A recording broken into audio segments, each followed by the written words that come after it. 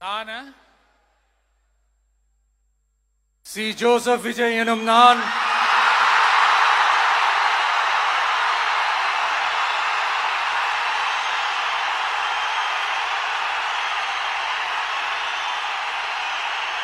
சட்டப்படி அமைக்கப்பெற்ற இந்திய அரசியல் அமைப்பின்பால் உண்மையான நம்பிக்கையும் மாறா பற்றும் கொண்டிருப்பேன் என்றும்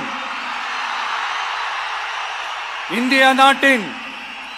ஒப்பில்லாத முழு முதல் ஆட்சியையும் ஒருமையையும் நிலைநிறுத்துவேன் என்றும் தமிழ்நாட்டு அரசின் முதலமைச்சராக